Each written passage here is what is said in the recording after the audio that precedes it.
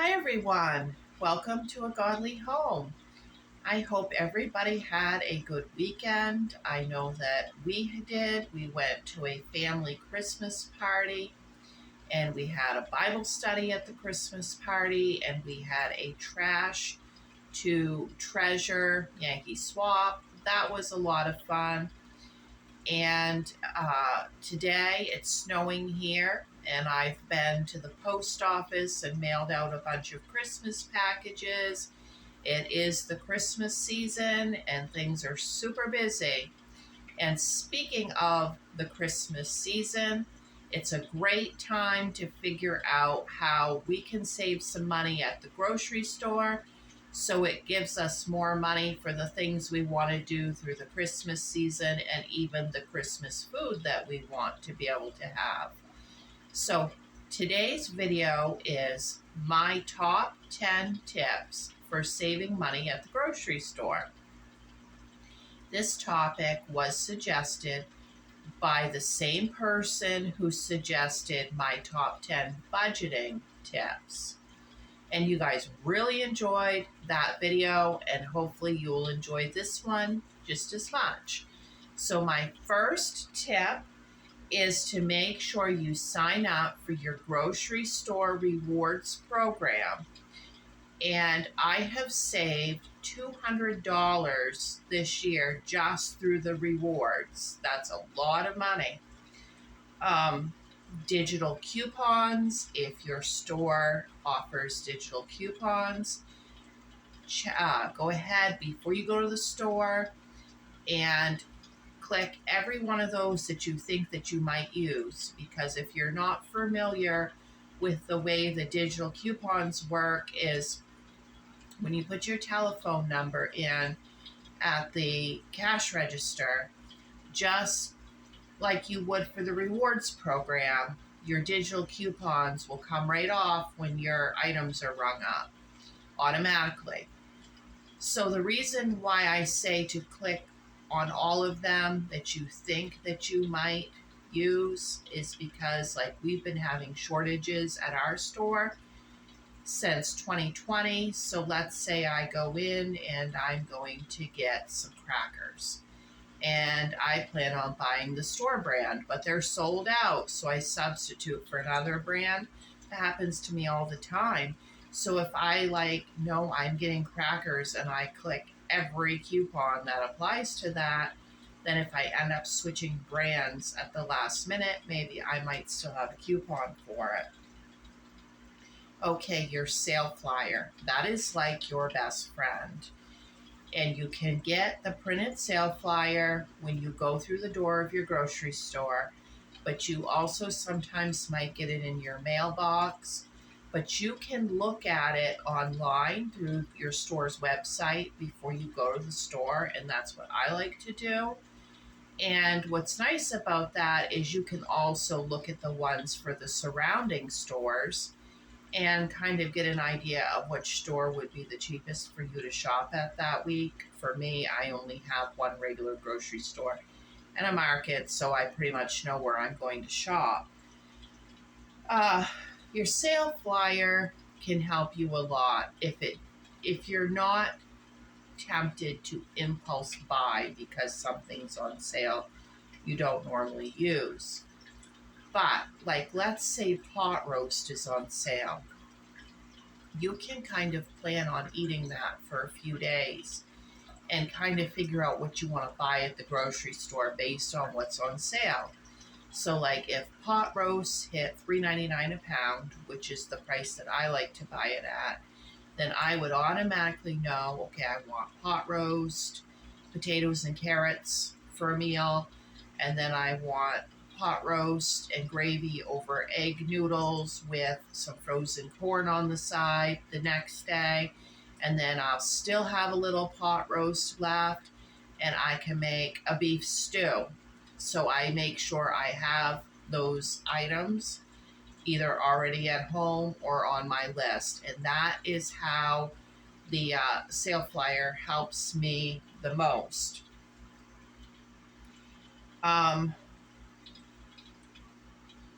The next one, number 4, making your list. Make your list before you go to the store. That way you're not buying things that you didn't plan on buying. I look through my cupboards and see what I've got, check that sale flyer, then make my list. And we usually stick to the list.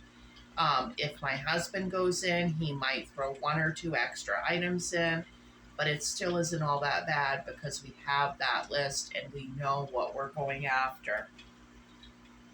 Okay, next, number 5, buy extra of stuff that you use a lot when it's on sale.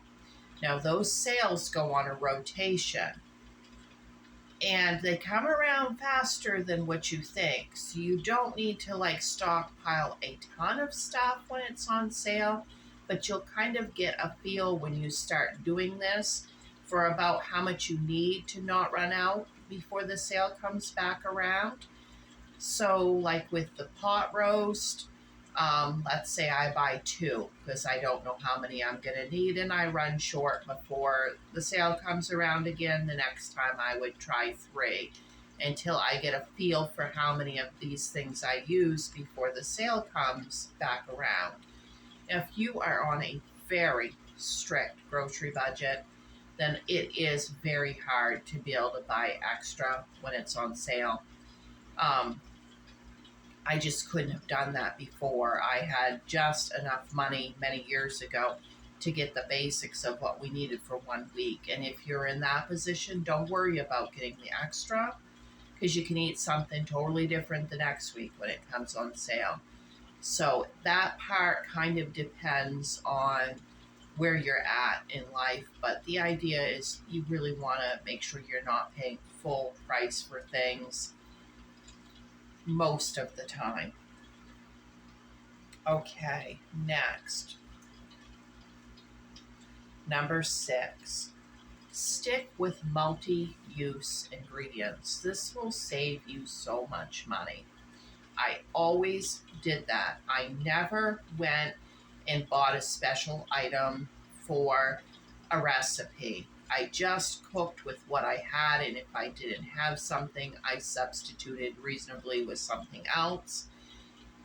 But when I got this channel, I did do a little bit of that, thinking I needed to cook something new for you guys, and I would use that stuff one time and throw it out. You know, a special sauce for a recipe, a special kind of jelly we don't normally use for a recipe.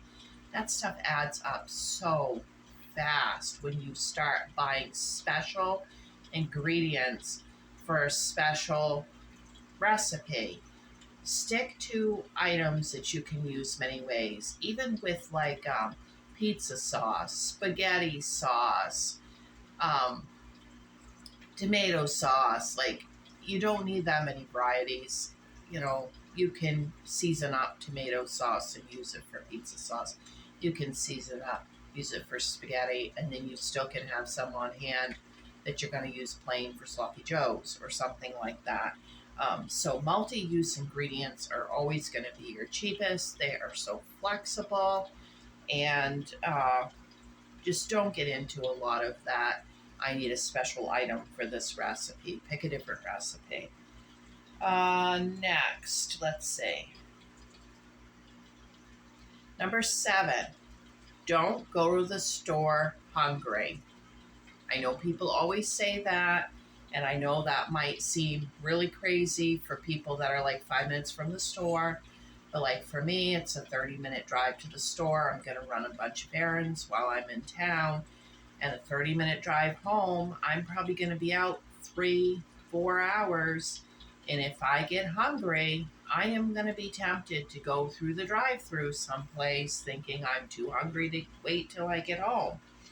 So we bring a drink with us and a little snack or something most of the time. If for some reason we forget, then when I go into the grocery store, like if I buy a case of soda and I always get a package of mini chips for lunches, we'll just grab a couple sodas when we come out of the store, out of the case, and we'll grab a couple bags of mini chips take just a minute, have a little snack, and then we're fine to continue. Um, that's very important, the not going hungry. And I know they say also that some people, if they're hungry, even if they live 5 minutes from the store, will start throwing stuff into their cart they don't normally get. That's not usually the case with me, but we might be tempted to eat out or something like that. So that really, really helps us to bring something with us. All right, next. Number 8, set a reasonable grocery budget. And why do I use the word reasonable? Um, if you are in a position where you really don't hardly have any grocery money, then just get by on what you have. But if you're in a position where you do have some extra money, really think about what is a reasonable grocery budget. A grocery budget that allows you to have some things that you enjoy and to make it so that you're less tempted to eat out because you have the ingredients for pizza in your cart and you're looking forward to making homemade pizza, so now you're not going to eat out. Um, be honest with what you really need for a budget. And don't try to scrimp so much on your groceries unless you have to. And I've been there when I've had to. But don't scrimp so much that you start to feel deprived. Because if you start to feel deprived, you're going to stop any tips that save you money and you're just going to start spending like crazy. And that's something I had to learn as our income went up. It was okay to give us a little bit more for a reasonable grocery budget. We don't spend an insane amount, but we give ourselves a few little things, treat type things per week. Okay, the next one, number 9, it goes kind of along with this. Know what your weak points are that end up costing you more money. Let's say your weak point is McDonald's, and you're really tempted multiple times per week to go through that drive-through and get a cheeseburger and fries. If you know that that's your weak point, get yourself a 5-pound bag of fries or however big you need to be able to throw into the oven all week. And make sure you have enough hamburger on hand to be able to make those cheeseburgers at home and look forward to that. You can even find a recipe that's like a copycat recipe for their Big Mac and stuff like that. I have made their Big Macs using a copycat recipe, and it is spot on. I mean, totally delicious. So know what your weak points are and plan for those weak points, because it's going to be much worse if you don't. If your weak point is you get really tired and you get overwhelmed because you didn't plan any easy meals, and you look in your cupboards and you can't find anything quick to make, and you get really upset, and then you don't want to grocery shop or anything like that. These are all real scenarios that happen to people. Then make sure when you're making your grocery list that you plan for like 2 easy meals per week, and you can use them on whatever nights you're the tiredest, whether they're crock pot meals or frozen pizza or whatever. We all get tired. Maybe your weak point is snacks, and maybe you get discouraged if you don't have snacks, or maybe you run to a convenience store because you don't have snacks. Plan a snack that you can have throughout the week. If you need a healthy snack, plan a healthy snack. If you need a low sodium snack, plan a low sodium snack. Figure out what your weak point is there and plan something that will help you with that. If your weak point is chocolate, okay, that's one of my weak points. I don't buy a bunch of candy because that gets expensive on my grocery budget. But I always have a package of chocolate chips in the freezer for baking. And I never use the whole bag when I'm baking, so that I always have a few there. I can always go get 5 or 6 little chocolate chips, and I'm happy with that. So if you know your weak points, then you can plan for your weak points and you can figure out how to do that a little bit cheaper and even for good health. I mean, my top 10 tips on grocery shopping here, we also want to have good health. And number 10,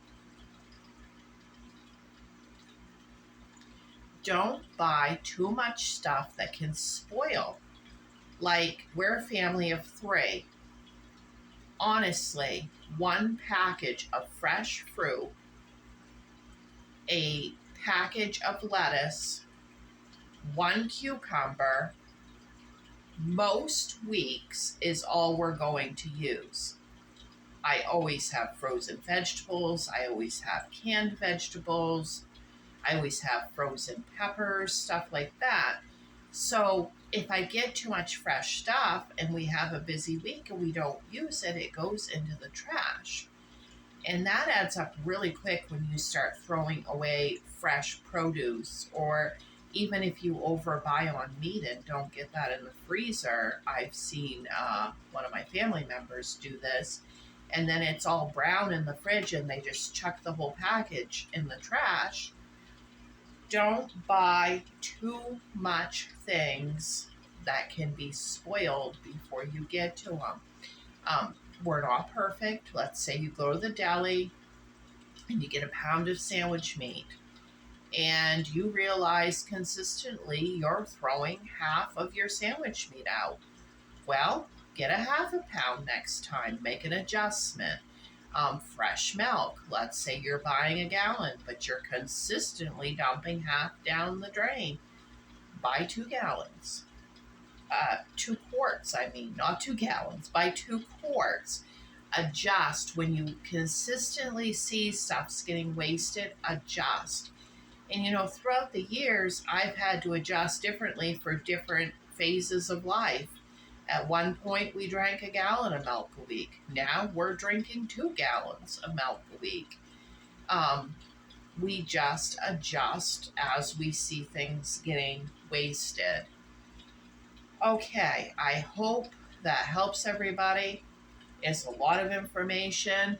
I just feel like I'm rambling. I don't know if anybody can apply any of it or not. I know what I mean, but it doesn't mean I'm the best at explaining it.